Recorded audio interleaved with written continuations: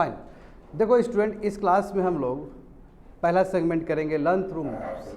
Maps के through समझने का प्रयास करेंगे। और हमें ये पता है कि चाइना और रसिया एक दूसरे के करीब आ रहे हैं, सही बात है कि नहीं है? इतना कुछ आक्रमण किया रसिया ने यूक्रेन के ऊपर। और दूसरा सवाल ये है कि टेरिटोरियल इंटीग्रिटी का जब सवाल है यूक्रेन पे, तो कई कंट्री तो बोल रहे हैं कि यस यूक्रेन का अपना टेरिटोरी है, अटैक नहीं होना चाहिए। बट अभी चाइना रसिया के साथ जो इंच कर रहा है, और वहाँ पे एक समिट हुआ था इसका चाइना और रसिया का, तो उसमें चाइना ने कुछ ऐसा कुछ नहीं बोला है जिसकी वजह से डायरेक्ट आरोप लगे रसिया के ऊपर कि रसिया ने अटैक किया है। तो ये साध रहा है एक दूसरे को, सिंपल बात है। वही चीज़ आया है देखो कि Russian president Vladimir Putin endorse Chinese plan for a cease fire and negotiation to end the Russia Ukraine conflict. कहने का मतलब क्या है कि जो व्लादिमीर पुतिन है उसने इंडोर्स किया कि ठीक है चाइना एक प्लान लेके आया है स्टूडेंट, और वो प्लान क्या है कि ये रशियन यूक्रेन कन्फ्लिक्ट को ख़त्म करने का। सीज फायर समझते हो ना?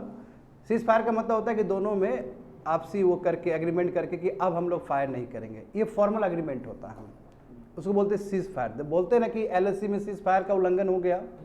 हाँ, सीज फायर का उल्लंघन हो गया, इसका मतलब क्या, सीज फायर दोनों के बीच में था बट उल्लंघन करके इधर से भी मार रहा है उधर से भी मार रहा है, दैट इज सीज फायर का उल्लंघन करना। तो सीज फायर वाला जो प्रपोजल चाइना लेके आया था तो रसिया ने इंडोर्स कर दिया, यानी कि रसिया का व्लादिमीर पुतिन ने बोला कि ठीक है हम अटैक नहीं करेंगे। बट ये चलो ठीक है इंडोर्स किया है, व्हाट अबाउट कंडेम तो करना चाहिए था ना, कंडेम करना चाहिए कि इतना बड़ा रसिया ने यूक्रेन पे हमला कर दिया, कंडेम होना चाहिए था ना इस चीज़ का, वो कंडेम नहीं हुआ। देखो इट डज नॉट एक्नोलेज, यानी कि चाइना ने एक्नोलेज नहीं किया कि रसिया का एग्रेशन भी हुआ था, और ना ही तुम्हारा यूक्रेन का जो टेरिटोरियल इंटीग्रिटी है उसके ऊपर कोई कमेंट नहीं है, क्योंकि वो बचना चाहता है। चाइना चाहता है कि रसिया को कोई तरह का तकलीफ ना दे। बात समझ गए ना? ऐसा एक्सपेक्टेड। इसलिए यूक्रेन ने ये वाला जो तुम्हारा प्लान है चाइना प्लान, उसको रिजेक्ट कर दिया, बोला कि हम नहीं मानते, भले ही रसिया माने हम नहीं मानेंगे इस प्लान को, क्योंकि आपने रसिया को थोड़ा सा भी कसूरवार नहीं ठहराया, आपने यूक्रेन का टेरिटोरियल इंटीग्रिटी पे कोई सवाल नहीं उठाया, बस आप बोल रहे हो कि सीज फायर अब कर दोगे और रसिया मान रहा है। इसे इतना पर्याप्त नहीं है, क्योंकि हमें तो बहुत चोट लगा है। बात समझ रहे हो? ये इसलिए न्यूज़ आया है। आगे देखो ये भी। अब देखो वेनेजुला अभी से न्यूज़ में है क्या? वेनेजुला कब से न्यूज़ में है? हाइपर इन्फ्लेशन आ गया था। अब ये कंट्री अभी से नहीं, बहुत दिन से न्यूज़ में, अभी दूसरे रीजन से न्यूज़ में है। वहाँ का जो ऑयल कंपनी है बाबू, ऑयल कंपनी में कुछ दिक्कत हुआ है, वहाँ करप्शन चार्जेस लगाए। जो टॉप ऑफिशियल्स है ऑयल कंपनी का, जो one of the famous company है वर्ल्ड का, जो वेनेजुला का है ऑयल कंपनी, उसके जो 20 टॉप ऑफिशियल्स है उसके ऊपर आरोप लगे हैं। समझे? प्लेना सोवेनियन समथिंग कोई कंपनी है, PDVS है, यानी कि more than 20 official the state oil company officials were detained as a part of corruption probe. देखता है करप्शन चार्ज लग गया इसके ऊपर। अब देखो वेनेजुला का जो इकोनॉमी जो है वो तो चरमरा गया बहुत दिन से, बहुत साल से ही चरमराया हुआ, बहुत बुरा स्थिति, हाइपर इन्फ्लेशन आ गया, वहाँ पे सत्ता परिवर्तन हो गया, बहुत तरह का बात हुआ। जान रहे हो ना? यस, 2016-17 से ही वेनेजुला वर्ल्ड में सबसे ज़्यादा ऑयल रिजर्व था वहाँ पे, अभी भी है। मगर सबसे बड़ा टेंशन का बात है कि आपका यदि इकोनॉमी डाइवर्सिफाई नहीं है तो पिट जाएगा। यही कारण है कि सऊदी अरब सब देखते हो अपना इकोनॉमी को कितना डाइवर्सिफाई कर रहा है, टूरिज्म में ध्यान दे रहा है, दुबई कितना बड़ा बना दिया, न्यून सिटी भी बनने वाला है तुम्हारा। तो बात समझ में आ रहा है, डाइवर्सिफिकेशन होना जरूरी है, ये वेनेजुला समझा ही नहीं। अब देखो वेनेजुला का मैं कहानी बता रहा हूँ, आज लंबा ले जाऊँगा क्लास को क्योंकि हर एक चीज़ पे मुझे बहुत तर्क करना है। यहाँ पे समझो यह कहानी क्या हुआ था वेनेजुला का। वेनेजुला का सबसे बड़ा प्रॉब्लम स्टूडेंट ये है कि वेनेजुला में तुम्हारा सोशल सिक्योरिटी वाला चीज़ था, बूढ़े आदमी लोग को फ्री में पैसा दे दिया था, क्योंकि वेनेजुला के पास इतना क्रूड ऑयल था, वो बेचता था, पैसा कमाता था, ढेर सारा पैसा। वहाँ अचानक क्या हुआ कि क्रूड ऑयल तो पूरा इंटरनेशनल प्राइस घटता है बढ़ता है, अचानक घट गया इंटरनेशनली क्रूड ऑयल का। अब जब घट गया तो अब ये बेच नहीं पा रहा, तो पैसा नहीं आ पा रहा, तो ये सिक्योरिटी नहीं दे पा रहा, सोशल सिक्योरिटी नहीं दे पा रहा पेंशनर्स को, ओल्ड एज पीपल को, और सोशलिस्ट प्रिंसिपल नहीं ठीक से कर पा रहा है। तो ऐसी स्थिति में वहाँ प्रोटेस्ट हो गया, इकोनॉमिक क्राइसिस हो गया। इकोनॉमिक क्राइसिस पहले से चल रहा था, प्रोटेस्ट हो गया और स्थिति खराब हो गया। तो अभी तक स्थिति खराब ही है। और इसमें देखो जो बेस्ट कंपनी है उसका और उसके जो टॉप 20 ऑफिशियल्स है उसके ऊपर यदि करप्शन का चार्ज हो गया तो एक तो इकोनॉमी पूरा चरमरा गया आपका, आज जो कंपनी है ऑयल कंपनी वो भी आपका पिट गया है बुरी तरीके से। समझ गए? इसलिए न्यूज़ में आया देखो, company is reportedly owned over 21 billion in unpaid bills. बताओ कितना करप्शन का चार्ज है इसके ऊपर। कंपनी कितना है, लगभग तुम्हारा 21 बिलियन का ही किया है, मतलब घपलाबाजी सब किया है। बात समझ में आ रहा है ना स्टूडेंट? तो इकोनॉमिक क्राइसिस कंट्री में भी और कंपनी में भी ये दिक्कत है। आगे देखो, ये देखो, ये जो है ना, ये इससे तुमको बहुत समझ में आ जाएगा। स्टूडेंट कोई पूछ रहा था हमको, सर बीच का कंट्री को क्या बोलते हैं? वो आलोक तुम पूछ रहा था ना उस दिन। यस, ये बीच का कंट्री और कुछ नहीं, central American Nations, central American countries कहा जाता है उसको, बीच का। और देखो कितना अच्छा फिगर दिया गया, देखो ग्वाटेमाला है, एल सल्वाडोर है, निकारागुआ है, कोस्टा रिका है, पनामा है, होंडुरास है और बेलीज है। ये 7 नेशंस तुमको दिख रहे होंगे, समझे? सभी क्या है, सेंट्रल अमेरिकन नेशंस है। और हम क्या बताएं तुम लोग क्लास में कि यहाँ से बहुत सारे नेशंस थे जो कि ताइवान को रिकॉग्नाइज किए थे। होंडुरास भी था, होंडुरास भी। और होंडुरास क्या किया कि अभी चाइना को रिकॉग्नाइज कर रहा है, चाइना के साथ डिप्लोमेटिक टाइज कर रहा है। तो चाइना के साथ डिप्लोमेटिक टाइज करने का मतलब क्या कि यदि आप ताइवान को रिकॉग्नाइज करते तो उसको डी रिकॉग्नाइज करना, क्योंकि वन चाइना पॉलिसी के हिसाब से क्या है, वन चाइना पॉलिसी के हिसाब से है कि आपका चाइना के साथ डिप्लोमेटिक टाइज हो गया तो हो गया। ताइवान के साथ आप डिप्लोमेटिक टाइज नहीं कर सकते हो, क्योंकि चाइना ही मेनलैंड है और चाइना ही ताइवान को कंट्रोल करता है। यही ना मतलब, बात समझ में आ रहा है ना? अब you will be very surprise to know that कि जो भी कुछ कंट्री बचे हुए थे अमेरिकन, सेंट्रल अमेरिकन कंट्री, जिसका टाई डिप्लोमेटिक टाइज था ताइवान के साथ, वो भी घट रहा है, वो भी ज़्यादा तुम्हारे चाइना के फोल्ड में जा रहा है। और कुछ ही कैरिबियन कंट्रीज है, कुछ ही छोटे छोटे आइलैंड कंट्रीज है जो कि अभी भी स्टिल तुम्हारा करता है। जैसे एग्जांपल देखो, अफ्रीका में 56 नेशंस प्रेजेंट है, यू नो डैट। अब उसमें से बस एक ही छोटा सा कंट्री है जो ताइवान को रिकॉग्नाइज करता है, बाकी 55 कंट्रीज तुम्हारा चाइना को ही रिकॉग्नाइज करता है। इसका मतलब क्या है कि जो ताइवान का रिकॉग्निशन है वो दिन प्रतिदिन घटते चला जा रहा है, और जो भी रिकॉग्नाइज कर रहा है वो छोटे छोटे आइलैंड कंट्री ही कर रहे हैं, जिसका पावर उतना नहीं है यूनाइटेड नेशंस में। बात समझ में आ गया ना? वही इसी से न्यूज़ आया। देखो चाइना और होंडुरास ने एक लैंडमार्क तुम्हारा कमी मतलब अग्रीमेंट होता है, ये किया है ताकि डिप्लोमेटिक रिलेशन बन सके तुम्हारा होंडुरास और चाइना के बीच में। और ये लेटेस्ट कंट्री है जिसने रिकॉग्निशन किया है तुमको ताइपे से बीजिंग को, यानी कि पहले ताइपे ताइवान को कर रहा था और अभी चाइना को कर रहा है। तो जाहिर सी बात है अब ताइवान को रिकॉग्नाइज नहीं करेगा, और इससे ताइवान के लिए दिक्कत होगा, क्योंकि ताइवान हर समय अपने आप को एक कंट्री ही प्रेजेंट करता है। इंडिया भी देखो चाइना को ही रिकॉग्नाइज करता है, ताइवान को नहीं करता है। तो यदि हम ताइवान को रिकॉग्नाइज कर देंगे तो हमारे ऊपर दिक्कत हो जाएगा फिर। अब इसमें देखो, इसमें बहुत खूबसूरती से दिया गया है कौन सा कंट्री। तो देखो ये ओवरऑल समझने के लिए बहुत इंपॉर्टेंट है, कंट्री का नाम से भी ज़्यादा कि न्यूज़ क्या चल रहा है, दैट इज इंपॉर्टेंट। देखो जैसे एग्रीमेंट नाउ लिव्स से ट्विंडलिंग नंबर ऑफ, देखो अब ये एग्रीमेंट से क्या हुआ कि बहुत कम ही पार्टनर है जो ताइवान के साथ डिप्लोमेटिक टाइज कर रहे हैं। जैसे देखो अब होंडुरास जो था वो भी चला गया, होंडुरास देखो, Honduras, Nicaragua, Panama, Costa Rica या बीजिंग की तरफ फोल्ड में चला गया, जबकि पहले ये भी तुम्हारा ताइवान के साथ डिप्लोमेटिक टाइज रखता था, सब तुम्हारा चाइना के फोल्ड में चला गया। बात सब कुछ भी समझ में आ रहा है तुम लोग को? चल जाए, कुछ भी समझ में आ रहा है थोड़ा बहुत? हाँ ध्यान से सुनना। ओनली रिमेनिंग, देखो only remaining among 193 member countries, बस बहुत कम ही कंट्री रहा है। देखो एग्जांपल देखो, होली सी, वेटिकन है इतना छोटा कंट्री, मार्शल आइलैंड, हाँ मार्शल आइलैंड है, नुरुआ है, तुवालू है, पलाऊ है पैसिफिक में, और ईस्ट वाटिनी तुम्हारा अफ्रीका का एक कंट्री, वो भी बहुत छोटा कंट्री है। बताया ना अफ्रीका में 54 नेशन है, उसमें एक छोटा सा कंट्री 56 सॉरी, एक छोटा सा कंट्री ही केवल रिकॉग्नाइज करता है। तो ये यू सी।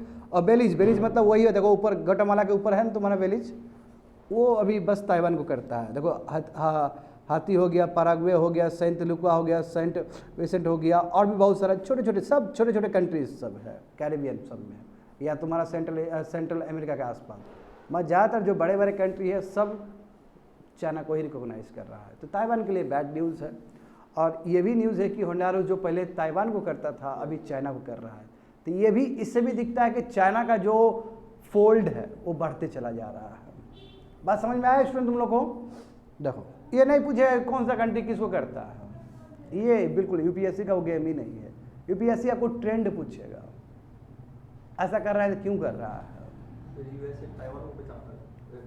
नहीं, वो चाइना का ही करता है। हाँ क्यों करेगा वो, समझते हो? ताइवान करेगा तो बहुत बड़ा बात हो जाएगा फिर, तो फिर इतना बड़ा ट्रेड कैसे होगा? ट्रेड करना ही नहीं देगा चाइना। अरे ताइवान को रखा है पॉलिटिक्स के लिए, बाद में जब चाइना जब उछलता है ना तो ताइवान का इशू लेके आता है। ये सब डेवलप कंट्री सब ताइवान में देखेंगे तो वो फिर थोड़ा बैकफुट पे चला जाता है। सब कंट्री का अपना अपना जानते हो नफ्स होता है।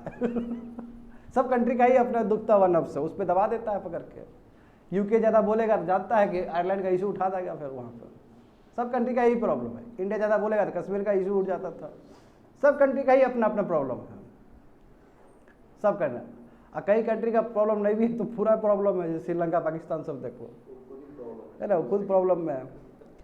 Behind the curtain across India and the world, देखो अब ये जो भी चीज़ है ना, ये सब चीज़ तुम लोग जानते हो। सऊदी अरब देखो, अब तुमको यहाँ इसलिए मैं बोल रहा हूँ थोड़ा लंबा क्लास चलेगा, क्योंकि बिहाइंड द कर्टन में तुमको बहुत कुछ बताना है मुझे। अब देखो हम जानते हैं कि एक समय यूनाइटेड स्टेट्स के साथ सऊदी अरब कितना बढ़िया रिलेशन था। ये 40-50 साल में 1970s के बाद दोनों में करार हुआ ना कि सऊदी अरब तेल देगा इसको और ये वेपन्स देगा, अपना हो जाएगा। वहीं से डॉलर डिप्लोमेसी चला है। डॉलर इसी वजह से वर्ल्ड में फेमस हुआ है। बताए थे कहानी तुम लोग को, डॉलर कैसे इतना वर्ल्ड में इंटरनेशनलाइज हुआ है, वही एक्सचेंज की वजह से। अभी क्या है कि अभी सेल गैस प्रोडक्शन खूब हो गया यूनाइटेड स्टेट्स में। जब सेल गैस प्रोडक्शन हो गया तो ये तो खुद नेट एक्सपोर्टर बन गया है तेल का। अब उसको सऊदी अरब क्यों चाहिए? नहीं चाहिए। और हम भी जाने हैं इस चीज़ को कि अब सऊदी अरब और ईरान के बीच में ब्रोकरिंग करवा रहा है, तो कौन करवा रहा है? चाइना करवा रहा है। तो चाइना इधर आ रहा है। तो इसका तुमको इस न्यूज़ में भी मिलेगा खबर कि एससीओ जानते हो ना, संघाई कोऑपरेशन ऑर्गेनाइजेशन, इंडिया में होने वाला है जिसका। और वो जो भुट्टो आने वाला है वहाँ से, पता चला न्यूज़ कल का न्यूज़, भुट्टो आएगा पाकिस्तान का। वो हाँ वो है बेनजीर भुट्टो, तुम्हारे गया उसका बेटा, हाँ वो आएगा, जो कि हर समय तुम्हारा इंडिया के बारे में अगेंस्ट बोलता है। और एससीओ का वो तुम्हारा एससीओ का जो मीटिंग होगा उसमें वो अटेंड करने के लिए आएगा इंडिया में, कुछ दिन के बाद होगा। तो इसमें देखो एससीओ में जानते हो सबसे डोमिनेंट कंट्री कौन सा है? चाइना है एससीओ में, संघाई कोऑपरेशन वाला ऑर्गेनाइजेशन। अब सऊदी अरब यहाँ पे डायलॉग पार्टनर के रूप में बैठा रहेगा। What does it mean? कैसे चाइना देखते हो अपने पाला में ला रहा है सऊदी अरब को। अब यूनाइटेड स्टेट्स का मन भर गया है। यूनाइटेड स्टेट्स आप देखो, अब यूनाइटेड स्टेट्स का जो जगह है वो पूरा चाइना ले रहा है। ईरान और सऊदी अरब को ब्रोकरिंग करवा सकता है चाइना, तो कुछ भी करवा सकता है भाई, समझे? क्योंकि ये दोनों राइवल फोर्स है मिडल ईस्ट में, है कि नहीं बताओ? अब हाँ अब्राहम अकॉर्ड हुआ था, यूएई के बीच में हुआ था, वो बैकग्राउंड में गया था, बिल्कुल वो बैकग्राउंड में जाकर कर लिया था, जबकि दोनों के बीच में खुन्नस था एक टाइम में। 7 डेज का जो चला था ना, 7 डेज वार चला था जो। ये समझ में आया तुम लोग को ये वाला न्यूज़? दूसरा देखो जो इजराइल में घटना घट रहा है, सेम पाकिस्तान में भी घटना घट रहा है। पाकिस्तान में देखो पार्लियामेंट में पास कर दिया कि चीफ जस्टिस अब सो मोटो पावर को नहीं यूज़ कर सकता है। जैसे हमारे इंडिया में आर्टिकल 142 को यूज़ करके सुप्रीम कोर्ट कहीं किसी भी दायरे में जा सकता है ना, तो हमारा जो फॉर्मेशन हुआ सेम पाकिस्तान का भी वैसे ही फॉर्मेशन हुआ जुडिशरी का। अब जुडिशरी वहाँ जो सो मोटो पावर जारी करके कोई भी केस ले लेता था, वो उस चीज़ को ख़त्म कर दिया। तो हो क्या रहा है दुनिया में? इसराइल में भी अपना ही कहानी चल रहा है, पाकिस्तान में भी अपना ही कहानी चल रहा है। वेरी बैड ना, जुडिशरी को इस तरह नहीं दबाया जाता है। बात समझ में आ रहा है? पाकिस्तान का न्यूज़ देखो, Pakistan parliament passed a bill to curtail the powers of the chief justice regarding the suo motu cases and the constitution of benches. यानी कि ऐसे नहीं, बेंचेस ऐसे नहीं बना सकते हो और आप सो मोटो पावर अपना यूज़ नहीं कर सकते, उसके लिए पार्लियामेंट में बिल पास हो रहा है। एक तो तुम्हारा पार्लियामेंट कोई काम ही का नहीं है, झूठ मूठ का, सब आर्मी वाला ही करेगा बैठ के, वो सब फेक कॉन्स्टिट्यूशन का आएगा वो, जिसका तुम्हारा खुद ही प्रेसिडेंट जिन्ना साहब हो, तो उसका क्या तकदीर होगा। बट अयूब खान बताओ कितना जल्दी ले लिया था शासन को। जनरल मुशर्रफ किस तरह कूप किया है पता नहीं है क्या दुनिया वालों को? वहाँ बाबू मुखौटा है पार्लियामेंट। अरे पार्लियामेंट में जाके तुम्हारा नवाज शरीफ को अरेस्ट कर लिया गया था जब परवेज मुशर्रफ ने कूप किया था, तो उसको हथकड़ी लगा के पार्लियामेंट से ले गया था। क्या क्या तुमने रखा पार्लियामेंट का गरिमा? इतना गंदा हिस्ट्री है पाकिस्तान का। अब मैं तथ्य में बात कर रहा हूँ, ओ मैं इंडिया आऊ वाला बात नहीं कर रहा हूँ, ठीक है ना? वो फालतू वाला बात नहीं कर रहा हूँ, वो मनीष कश्यप वाला बात नहीं हो रहा है यहाँ पे। वो फालतू का गया ना बेचारा काम से। देखो 1113 देखो 113 में देखो कल का न्यूज़ आ गया है। अब देखो जैसे कि अभिषेक को डाउट था, हम लोग को भी डाउट था कि भाई कोई भी अब यूपीआई ट्रांजैक्शन होगा 2000 के ऊपर तो सरचार्ज लगेगा 1.1%। तो एनपीसीआई ने क्लियर किया कि नो ऐसा नहीं है। पीपीपीआई यानी कि प्रीपोड इंस्ट्रूमेंट से यदि कोई जाए, यानी कि डिजिटल वॉलेट से जाता है किसी अकाउंट में तब होगा। Account to account UPI transaction होगा तब ये अट्रैक्ट नहीं करेगा। तो वो क्लियर किया एनपीसीआई ने, कल का ही न्यूज़ का फर्दर हुआ है कि NPCI clear that the interchange charge of यानी वही सरचार्ज जो लगेगा 1.1% the merchant transaction exceeding ₹2000 will be applicable for the PPP, समझ, PPI for merchant transaction only, prepaid यानी कि डिजिटल वॉलेट के लिए है ये। And it is a further clarified that there are no charges for the bank account to the bank account. यदि bank account का UPI transaction हो रहा है, जैसे मेरा इलाहाबाद बैंक है, तुम्हारा मान लो कि IDBI बैंक है, और उसमें यूपीआई से गूगल पे हो रहा है, तुम्हारा फोन पे हो रहा है, तब उसमें नहीं कटेगा। मगर डिजिटल वॉलेट से जा रहा है तब कटेगा। डिजिटल वॉलेट जानते हो ना कि अलग से स्टोर करके रख लिया जाता है डिजिटल वॉलेट, फ़ोन पे सब भी डिजिटल वॉलेट ही है। अब होगा कुछ, हाँ हाँ हाँ, उसमें तो रखता है, बिल्कुल बिल्कुल सही बात है। बैंक के पास पैसा रहेगा तो वो ज़्यादा बेटर है ना, बैंक उस चीज़ पैसा को यूज़ कर पाएगा। अब सही है, इसमें कोई गलत है, ठीक तो है, क्या दिक्कत है, बात समझे। हाँ अब देखो, अब मामला सबसे बड़ा मामला 114 देखो, बूढ़े लोग हो जाते हैं तो लाइन में लगना मुश्किल होता नहीं इलेक्शन के टाइम में। तो एक नया चीज़ आ रहा है, कर्नाटका असेंबली होने वाला है, विधानसभा के चुनाव, देखते हो अभी क्या वहाँ पे अलग ही दूसरी दुनिया चल रहा है। मोटा वो गया था ना, JP नड्डा गया था ना, वो कीचा को लिया था ना, कीचा हीरो को, वो प्रचार कर रहा था वहाँ पे, मक्खी, ठीक है, मक्खी ड्रेसिंग पर्सनैलिटी वाला हीरो है, बहुत मस्त हीरो है, बहुत अच्छा हीरो है, आई लाइक हिम। वो कितना अच्छा प्रचार किया है मोदी उसका, JP नड्डा का, हाँ स्टार कैंपेनर है, कल गए थे।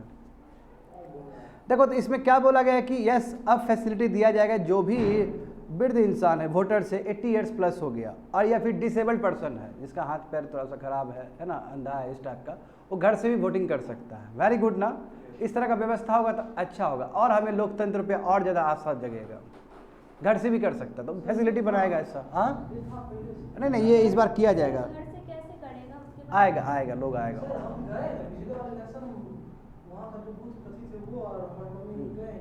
अब हुआ होगा, मैं ये नहीं कहता हूँ कि नहीं हुआ होगा, मगर वो मैसिव लेवल पर ऐसा नहीं होगा। अब ये चीज़ तुम्हारा कर्नाटका विधानसभा में मैसिव लेवल पर उतार दिया जाएगा इस चीज़ को। हाँ ऑफिशियली ऐसा होता है, मान लो कि बहुत दिव्यांग है तो उसके घर में जाता है।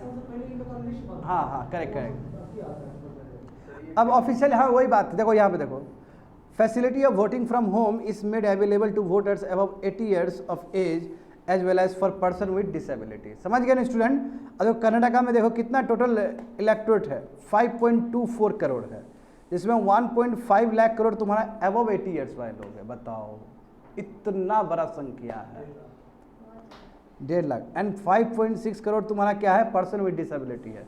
सबके लिए पहुंचेगा वहाँ पे, एंड अच्छा है लोकतंत्र में, यदि ऐसे लोग को भी आप स्पॉट पर रख रहे हो, स्पॉटलाइट पर रख रहे हो, अच्छी बात है ना, तब रियल में ही लोकतंत्र है। बात समझे स्टूडेंट। अब यहाँ पे देखो अब भूटान का प्राइम मिनिस्टर का जवाब, बोला कि चाइना का इक्वल से है डोकलाम डिस्प्यूट में, हो गया हमारे लिए दिक्कत हो गया। अब बोला डोकलाम में उसको भी उतना ही बोलने का अधिकार है जितना इंडिया को बोलने का अधिकार है। तो भूटान का प्राइम मिनिस्टर या भूटान का किंग कर क्या रहा है, ये हमारे लिए सोचने वाला विषय है, और हमारे लिए खतरे का घंटी है स्टूडेंट, कि नेपाल भी चला ही गया। उधर नेपाल में प्रोजेक्ट बन रहा है, जानते हो, केरुंग से लेकर तुम्हारा काठमांडू तक रेल प्रोजेक्ट बन रहा है, पूरा चाइना का असिस्टेंट से बन रहा है। और यहाँ पे भी डोकलाम में भी आ जाएगा चाइना, और भी वहाँ का भूटान का प्राइम मिनिस्टर बोल रहा है, तो it's very bad for us. देखो भूटान का पोजीशन 2019 में था ट्राई जंक्शन को लेकर कि India, China and Bhutan should not be unitedly disturb, hence Bhutan is signalling a more accommodating stand now. अब पूरा खुल के आ रहा है वो, अब पूरा चाइना का पक्ष ले रहा है। डोकलाम में कितना बड़ा इशू हुआ था। तो फिर अभी सत्यपाल मलिक का तुम लोग इंटरव्यू देखा है, बहुत बवंडर खड़ा हो गया इंडिया में। अब कोई मीडिया हाउस को मिला ही नहीं, मतलब मीडिया हाउस कोई छापा नहीं उस चीज़ को। करण थप्पड़ के साथ जो इंटरव्यू हुआ था, अभी रवीश कुमार के साथ भी इंटरव्यू हुआ है, दोनों इंटरव्यू में कल देख रहा था उनका, सत्यपाल मलिक का। बताओ पुलवामा अटैक के ऊपर कितना कुछ लिख किए हैं वो सत्यपाल मलिक तो बहुत ही ईमानदार गवर्नर रहा है, पता है तुमको। हाँ मेघालय में टेंडर खत्म हो गया था उनका, वेरी बैड। अभी ये जाएगा फिर दूर तक पहुँचेगा, निकल रहा है आस्ते आस्ते। बताओ मोदी जी कहाँ उसके बाद कोई काम किए, मोदी जी हवा में उड़ रहे हैं, अजीत डोभाल हवा में उड़ रहे हैं, मगर यहाँ पे तो सत्यपाल मलिक का जो इंटरव्यू है वो तो देश के लिए बहुत चौंकाने वाला चीज़ है। उसके बाद अभी तक बताओ कब अटैक हुआ, 19 में हुआ, अभी 23 चल रहा है, कोई उसके ऊपर इंक्वायरी कमेटी नहीं बना। ये शहीद के ऊपर तुम तो रेंग रहा है, तुम शहीद के ऊपर तुम फालतू का तुम उठा रहा है तुम, ये तो बहुत गलत बात है इंडिया के लिए। तुम प्राइम मिनिस्टर है, तुमने इंक्वायरी चार्ज ही नहीं किया अभी तक, तुमको पता ही नहीं चला क्यों किया। और एक जिप्सी जाना चाहिए था, वो जिप्सी भी नहीं गया उसके साथ में, और इतना काफिला जाना ही नहीं चाहिए था, क्यों गया, किसके परमिशन से गया, सवाल तो उठ रहा है।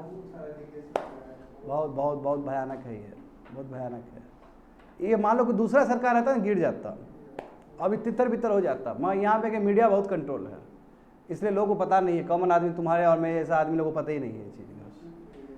ये हाँ व्यू मिला है अच्छा खासा। चाइना हैज हैंडेड, देखना ये इंटरव्यू देखना सत्यपाल मलिक का, ठीक है ना, देखना बहुत कुछ समझ में आएगा तुम लोग को। China had handed over $240 billion worth of bail out loans to 22 developing countries over 2 decade. देखो यानी कि 20 साल में स्टूडेंट चाइना ने $240 बिलियन का बेल आउट दिया है, वो भी 22 डेवलपिंग कंट्रीज को। और वो भी गजब बात है कि ये तुमको भले ही 2 डिकेड दिखे, 2 डिकेड छोड़ो, अभी का जो 5 साल है उसमें 80% दिया गया है ये चीज़। आई मीन $240 बिलियन में 80% तो अभी 4-5 साल में दिया गया। वही बेल्ट रोड इनिशिएटिव, चाइना का बेल्ट रोड इनिशिएटिव है ना, जो पास होता है तुम्हारा यहाँ से पाकिस्तान से पीओके से, जो कि हमारा पार्ट है। अब हो क्या रहा है कि चाइना जो इन्वेस्ट कर रहा है वो दे नहीं पाता है पैसा अगला वाला कंट्री, क्योंकि अगला वाला कंट्री बहुत गरीब है, तो उसी को बेल आउट दे रहा है, अपने पैसे चुकाने के लिए दे रहा है वो। तो जानते हो चेक बुक डिप्लोमेसी खेलता है ये लोग। हमने हमन टोटा का भी केस देखा है, हमने और भी कंट्री का देखा है केस जहाँ पे वो एसेट को ले लेता है। देखो वही चीज़ है कि अराउंड 80% जो है वो तो आपका 5 साल में हुआ है, 2016 और 21 में हुआ है। यानी कि $240 बिलियन का जो राशि है स्टूडेंट जो बेल आउट दिया है वो तो तुम्हारा 16 और 17 में 80% दिया गया है, भले वो 2 डिकेड्स का आंकड़ा है, मैं 80% 5 साल में दिया गया है। बात समझे, क्योंकि चाइना का जो बेल्ट रोड प्रोजेक्ट है वो सब व्हाइट एलिफेंट्स है। व्हाइट एलिफेंट समझते हो तुम लोग, प्रोजेक्ट बना दिए मैं वो पैसा देने के लिए है ही नहीं, मतलब पैसा वापस ही नहीं कर सकता, तो वो व्हाइट एलिफेंट को क्या करता है ये लोग एसेट में कन्वर्ट कर देता है, जैसे हमन टोटा के साथ हुआ था। तो चाइना बहुत ही चतुर है। चाइना कर क्या रहा है, इन लोगों का एसेट BRI, बताओ BRI किसको फायदा होगा, चाइना को ही फायदा होगा। और इसमें घेरे में वो डेवलपिंग कंट्री जो कमजोर कंट्री वो सब आ जा रहा है। आगे देखो, आप देखो ये देखो, इसको बोलते हैं डबल स्टैंडर्ड, दोगलापन बोलते हैं इसको डायरेक्ट दूसरा भाषा में। दोगलापन कोई नेगेटिव वर्ड नहीं है, डबल स्टैंडर्ड को दोगलापन कहा जाता है। अब तुमको खुद समझ में आ जाएगा दोगलापन क्यों कहा जा रहा है। यूनाइटेड नेशन सिक्योरिटी काउंसिल, देखो इसमें 2 होता है, एक प्रेसिडेंशियल स्टेटमेंट होता है। प्रेसिडेंशियल स्टेटमेंट का मतलब ये नहीं कि रेजोल्यूशन पास हो गया, वो एक और देखो सुनो बच्चे लोग यहाँ पे ध्यान दो। यूनाइटेड नेशन सिक्योरिटी रेजोल्यूशन जो होता है UNSC, हंसो मत, बात समझो, ये बहुत डीप मीनिंग है इसमें। क्रिश्चियनोफोबिया हो जाएगा, इस्लामोफोबिया हो जाएगा, what about the Hinduism phobia, उस पर तुमने कोई बात ही नहीं किया है। What about the Buddhism phobia, उस पर कोई बात ही नहीं किया तुमने। देखता है कितना तुम्हारा डबल स्टैंडर्ड का ये लोग प्रेसिडेंट लोग सब है वहाँ पे। जैसे UNSC का प्रेसिडेंट ने जो स्टेटमेंट दिया है वो एक स्टेटमेंट छोटा होता है, यूनाइटेड नेशन सिक्योरिटी काउंसिल का जो रेजोल्यूशन होता है उससे एक नीचे का चीज़ है। हाँ, इसके जो मेंबर है पास कर देंगे तो फिर वो बन जाएगा, रेजोल्यूशन बन जाएगा, बट उसके लिए पास करना, अभी इंडिया ऑब्जेक्शन देगा यहाँ पे जो बात है। इसमें क्या बोला है कि प्रेसिडेंशियल स्टेटमेंट बोला कि हेट स्पीच रिकॉग्नाइज किया गया है, कि आप इस्लाम के अगेंस्ट कुछ बोलते हो तो इस्लामोफोबिया है, हाँ, जुडाइज्म के अगेंस्ट बोलते हो तो एंटीसेमिटिज्म है, ठीक है, क्रिश्चियन के अगेंस्ट बोलते हो तो क्रिश्चियनोफोबिया है। But what about the Hinduism and Buddhism, उसके अगेंस्ट यदि हिंदुइज्म का अगेंस्ट बोलते हो तो कोई फोबिया नहीं है, और बुद्धिज्म का अगेंस्ट बोलते हो तो कोई फोबिया नहीं है। ऐसे भी हमारा ये जो दिमाग खराब सिख लोग बैठा हुआ है कनाडा, पंजाब, वहाँ पे कनाडा और यूनाइटेड स्टेट, कुछ से कुछ बोल रहा है हिंदू को, वेरी बैड ना। खालिस्तानी इशू को लेके हिंदू कितना गलत बोला जा रहा है ऑस्ट्रेलिया में और तुम्हारा कनाडा सब में। तो यहाँ पे तो हिंदुइज्म फोबिया भी होना चाहिए था। तो ये आपका डबल स्टैंडर्ड दिखाता है, ऐसा मुझे लगता है पढ़ के, मैं जो समझता हूँ चीज़ों को, समझे। Conscience of all 15 United nation security council member, उसका ज़रूरत होता है एक प्रेसिडेंट का स्टेटमेंट को और वो रेजोल्यूशन बनाने में, बट अभी वो मिलेगा नहीं। इस पर बहुत बड़ा विवाद होगा, अभी इस पर बहुत बड़ा अभी कट होगा, इंडिया की तरफ जाएगा। बुद्धिज्म भी तो क्या बहुत सारा जगह पे है बुद्धिज्म, चलो हिंदुइज्म ज़्यादा, तो बुद्धिज्म का स्प्रेड है वर्ल्ड में, कंट्री के हिसाब से बोल रहा हूँ, पॉपुलेशन के हिसाब से नहीं, हाँ कंट्री के हिसाब से बुद्धिज्म ज़्यादा है, साउथ ईस्ट एशिया को पूरा टच करता है, ऊपर ईस्ट एशिया को टच करता है। ये बैड है इस तरह का, ये आपका डबल स्टैंडर्ड है स्टूडेंट। इस्लाम में इस्लाम फोबिया, चलो ठीक है, मानते हैं चलो कि गलत हो रहा है, चालू हफ्तों का तुम बना दिए, ये वो मर रहा है, चलो क्रिश्चियन फोबिया, चलो वो भी ठीक है, मगर हिंदुइज्म भी तो 3rd लार्जेस्ट रिलीजन है। बुराई करता है तो हाँ बुराई, जैसे मान लो तुम हेट स्पीच, तुम बोल दिया कि तुमने कोई गलत स्पीच दे दिया इस्लाम के अगेंस्ट, इसका मतलब तुम फोबिया से ग्रसित है, इस्लाम से है, अब तुम्हारे ऊपर कार्रवाई हो सकता है, तुम बुला सकते ये आदमी इस्लामोफोबिया है। What about the Hindu phobia, समझे ना। अब यहाँ पे देखो ये हो गया न्यूज़। दूसरा न्यूज़ देखो स्टूडेंट, हीट वेव। देखो मैंने उस दिन लिखा दिया था तुम लोग को हीट वेव्स के बारे में, हीट वेव्स के बारे में बताया था ना कि अहमदाबाद फर्स्ट सिटी है जिसने अपना प्लान बनाया है। यस, बोर्ड में बात किए थे। देखो as per recent report by the centre for policy research, heat action plan do not focus on the vulnerable groups. देखो अब दुर्भाग्य की बात यह है कि अभी जो रिपोर्ट आया है सेंटर फॉर पॉलिसी रिसर्च, उसमें पता चला कि हीट एक्शन प्लान जो बात किया जा रहा था उसमें तो फोकस ही नहीं किया जा रहा वल्नरेबल ग्रुप्स का। एल्डरली, आउटडोर वर्कर्स, जो प्रेग्नेंट वुमेन है उसको फोकस ही नहीं किया जा रहा, कि फोकस करना चाहिए था। हीट वेव्स में ज़्यादा वल्नरेबल ग्रुप यही ना होगा जी, जैसे प्रेग्नेंट वुमेन है, अब मान लो कि वो बाहर जा रही है तो उसको बहुत दिक्कत होगा हीट वेव्स में, समझ गए ना। आउट ऑफ देखो 37 heat waves plan served, only 3 identify funding sources. बताओ 37 हमारे पास हीट वेव्स एक्शन प्लान्स हैं इंडिया में, अलग अलग जगह पर। अहमदाबाद फर्स्ट सिटी है, बताए थे ना, उसमें से केवल 3 ही हीट वेव्स प्लान है जिसको फंडिंग मिलता है, अदरवाइज मैक्सिमम को तो फंडिंग ही नहीं मिला। अरे फंडिंग मिलेगा तब नहीं जाके वो प्रॉपर लेवल पे इंप्लीमेंट हो पाएगा ठीक से वो एक्शन प्लान सब। तो ये प्रॉब्लम है, 3 ही आइडेंटिफाई फंडिंग सोर्सेस है। 8 तुम्हारा HAP acts implementing department to self allocate resources indicating a serious funding constant, और 8 तुम्हारा HAP है उसको तो बोला गया कि तुम खुद ही करो, सेल्फ एलोकेट करो रिसोर्स। कहाँ से लाएगा बेचारा ये लोग? तो ये प्रॉब्लम है, यानी कि फाइनेंशियल कॉन्स्टेंट का प्रॉब्लम, पैसा नहीं है, पैसा रुपया नहीं है, रिसोर्सेज फाइनेंशियल रिसोर्सेज नहीं है ताकि ये हीट वेव्स प्लान को एग्जीक्यूट कर सके। सीरियस प्रॉब्लम है ये। एक तो ठीक है आपकी कंट्री में हीट वेव्स, देखो आप इस साल तो हीट वेव्स नॉर्मल फेनोमेना हो गया। अच्छा तुम्हारे लिए जानकारी के लिए मैं बता दूं, देखो ये बहुत इंपॉर्टेंट चीज़ है, उस दिन भूल गए थे बोलना, इसलिए मैं बोला कॉपी खोल के रख, हीट वेव्स लिखे बनाए हो ना, हीट वेव्स में ऐड कर लेना कि ये डिजास्टर का इसको दर्जा दे दिया गया है, डिजास्टर का, ठीक है, इसको डिजास्टर का रिकॉग्निशन मिल गया है under your national disaster management act के हिसाब से। It can be called as disaster, but lightning को अभी भी डिजास्टर का खिताब नहीं मिला है। लाइटनिंग को, लाइटनिंग जो वर्षा गरजता ऊपर से गरजता है, नहीं मिला है, जबकि उस पर भी बहुत मांग है कि लाइटनिंग को भी दे देना चाहिए। तो उसमें भी लिख लो लाइटनिंग नॉट डिजास्टर एज पर NDMA, national disaster management act, क्योंकि आप डिजास्टर का देते हो किसी का तो NDMA के हिसाब से दोगे ना। हमारे पास एक्ट है कि नहीं है, नेशनल डिजास्टर मैनेजमेंट एक्ट, उसके हिसाब से होता है। हाँ ठीक है स्टूडेंट, समझ में आ रहा है सभी चीज़। अब देखो ये हो गया, ये बिहाइंड द कर्टन, ये जो दुनिया भर का जो चीज़ चल रहा था हो गया। अब ये कॉन्सेप्चुअल क्लैरिटी के ये नया सेगमेंट, थर्ड सेगमेंट है ये। क्या समझते हो नेशनल चैंपियंस से तुम लोग? देखो नेशनल चैंपियंस का मतलब होता है कि जो किसी भी कंट्री का बेस्ट कंपनी है, बढ़िया सुनना, ये अच्छे सुनना, हमारे इंडिया में नेशनल चैंपियंस नहीं होता है। किसी भी कंट्री में, जैसे बेस्ट एग्जांपल साउथ कोरिया लेते हैं हम लोग, साउथ कोरिया का ही है तुम्हारा सैमसंग और हुंडई। जैसे साउथ कोरिया में जो उसका बेस्ट कंपनी है just like Samsung and Hyundai, उसको स्टेट ही सपोर्ट करता है, स्टेट सपोर्ट करता है और उसको और एडवर्टाइज करता है, वर्ल्ड में फेमस करवाता है उसको स्टेट के सपोर्ट से। बट इंडिया में पॉसिबल नहीं है। इंडिया में यदि ऐसा करता है तो क्रोनी कैपिटलिज्म का आरोप लगता है उस पर, कि कैपिटलिस्ट क्लास और तुम्हारा पॉलिटिकल क्लास नेक्सस है दोनों के बीच में। तो इंडिया में पॉसिबल नहीं है, ये पॉसिबल बहुत कम कंट्रीज़ में है। जैसे सिंगापुर में पॉसिबल है ये, जापान में भी पॉसिबल है ये तुम्हारा, है ना, और तुम्हारा साउथ कोरिया में, जहाँ पे स्टेट खुद ही मदद करता है बहुत सारा कंपनी को आगे बढ़ने में। बात समझ में आ गया? और ऐसा कंपनी क्या कहा जाता है? नेशनल चैंपियन कहा जाता है। India not possible. अच्छा मेडिसिन पेटेंट पूल्स के बारे में तुम लोग जानते हो ना, कई बार बता चुका हूँ स्टूडेंट तुम लोग को। मेडिसिन पेटेंट पूल, देखो सबसे बड़ा संकट क्या है, कोई भी मेडिसिन बनाता है, कोई भी ड्रग्स बनाता है तो 20 साल के लिए इंटेलेक्चुअल प्रॉपर्टी राइट्स ले लेता है फार्मास्यूटिकल इंडस्ट्रीज सब। तो कहाँ से फिर गरीब लोगों का कल्याण होगा, कहाँ पे वो कंट्री लोगों का कल्याण होगा? तो ये यूनाइटेड नेशंस का पहल है, याद करो। शुरू में USA बता दिए थे तो फिर गलत करके हम बोले थे ना काट लो और यूनाइटेड नेशंस होगा, याद है, बताए थे ये। देखो यूनाइटेड नेशंस क्या करता है स्टूडेंट, सुनो यहाँ पे, यूनाइटेड नेशंस क्या करता है कि जो भी पेटेंट बनाया है सबको पूल करता है। कि मान लो कि एक्स कंपनी ने, एक्स फार्मास्यूटिकल कंपनी ने बेहतरीन कोई पेटेंट बना दिया, ड्रग्स बना दिया, उसका पेटेंट है, उसको पुल करेगा, वाई नहीं किया उसको भी पुल करेगा, सब रख लेगा। और ये ऐसा कंट्री को देगा जहाँ पे मेडिसिन बनाना बहुत आसान है, जस्ट लाइक इंडिया। और जो भी बनाएगा तो रॉयल्टी थोड़ा पे करेगा और यहाँ बन जाएगा, यहाँ बनने के बाद हर कंट्री में जाएगा जहाँ पे तुम्हारा अफोर्डेबल हो। जस्ट लाइक HIV एड्स का दवाई भी पेटेंट पुल करके ही किया गया और इंडिया को दिया गया, इंडिया ने बल्क प्रोड्यूस किया। और यही कारण है कि अफ्रीकन कंट्री और इंडिया के बीच में रिलेशन बहुत अच्छा है, क्योंकि गुड जेस्चर, गुडविल इंडिया कमाया है।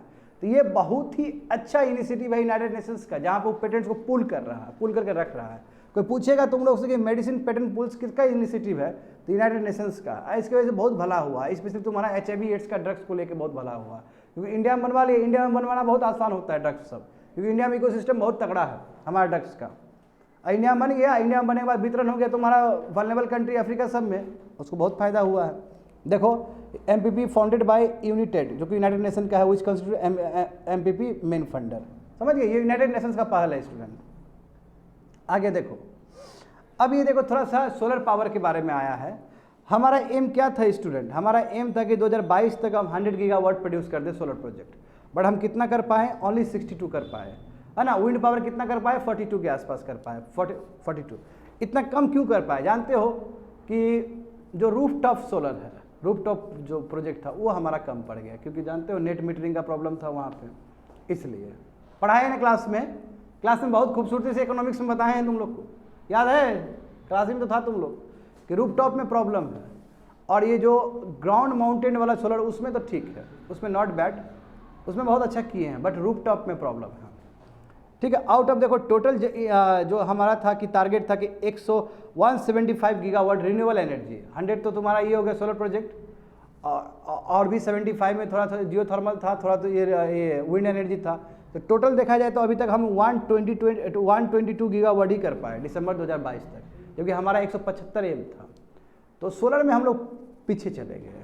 यदि सोलर में हम लोग कर लेते ना 100 के आसपास तो हमारा बहुत बढ़ जाता। तो एक तो मैसिव फेलियर हमको समझ में आ गया कि रूफटॉप वाला है, और रूफटॉप वाला भी अपना ही प्रॉब्लम था नेट मीटरिंग को लेके, है ना। एक लैंड एक्विजिशन करना बड़ा मुश्किल हो रहा था, लोग आ नहीं रहे थे आगे, एंड सो ऑन। और एक डिस्कम को भी जाके देना, डिस्कम खुद भी आगे आना नहीं चाहता था। हाँ, स्टोरेज का बड़ा ही प्रॉब्लम था। देखो हाँ, मुझे बिल्कुल मुझे यहाँ पे करेक्ट करना है अपने आप को, 82, इसलिए मैंने तुम लोगों को कॉपी बोला लाने के लिए। क्या रिलेशन है वेस्टर्न डिस्टर्बेंस का weather in north western part of India.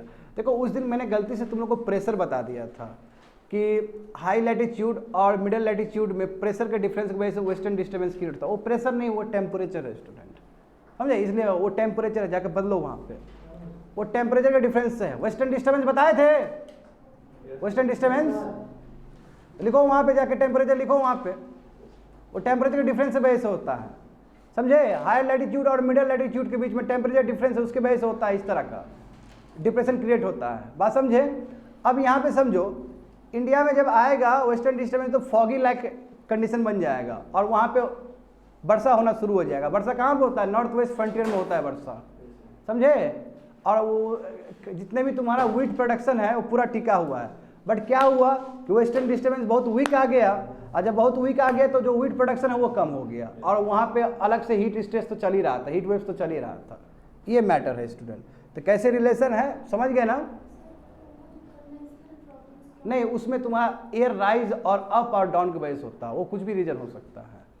Air rise और डाउन होना वो कन्वेंशनल है, हाँ, वो है टेम्परेचर ही, वो rise up and down, sink and up, वो लिख दो वहाँ पे, वो काट के सिंक एंड डाउन लिख दो, समझ गए। देखो इस तरह ये भी आते रहेगा ना, तो yes I can correct my self again and again. बस ये है कि तुम लोग साथ दोगे, कॉपी लेके रखोगे, गलती बता दिए तो हम फिर ठीक कर देंगे, कोई बात नहीं है। क्योंकि देखो होता क्या है कि पूछ सकता है, पूछ लेगा तो दिमाग में छप जाएगा वही चीज़ की, टीचर बोले थे प्रेशर, आ जाएगा वहाँ टेम्परेचर, और टेम्परेचर को बढ़िया से काट दोगे तुम लोग। तो हमारे गलत इन्फॉर्मेशन की वजह से तुम लोग का जीवन कल्याण हो जाएगा। फिर it is a my duty to correct temperature difference की वजह से, समझ गया ना। यस, चलो ये खत्म हो गया, ठीक है ना। इसलिए always have your cohort copy. देखो ये वाला देखो गूगल का, गूगल के ऊपर फाइन लग गया। देखो गूगल कर रहा है ना, एबीसी पावर अपना यूज़ कर रहा है ना। देखते हो गूगल में अपना ही अपना ऐप होता है, उसका अपना बनाया हुआ ऐप होता है, उसी को आगे प्रमोट कर देता है। तो ये देखो, यदि यूनाइटेड स्टेट्स में कहोगे तो फिर एंटी लॉ सूट लग जाएगा वहाँ पे। एंटी लॉ सूट मतलब यदि आपका कोई प्रैक्टिस है जिसकी वजह से आप दूसरे को बढ़ने नहीं दे रहे हो तो एंटी लॉ सूट लग जाता है। आज सेम इंडिया में भी CCI है, कंपटीशन कमीशन ऑफ इंडिया। जब कंपटीशन कमीशन ऑफ इंडिया कोई भी बात करता है तो उसका अपील कहाँ कर सकते हो, NCLT के पास। अभी NCLT में भी आपका मामला नहीं सुलझा तो कहाँ पे कर सकते हो, सुप्रीम कोर्ट में कर सकते हो। बढ़िया सुनो क्या बोल रहे हैं, बात समझ में आ गया ना। CCI NCLT, उसके बाद कहाँ जाएगा, सुप्रीम कोर्ट में जाएगा मैटर, और यहाँ पे NCLT ने फैसला दिया है।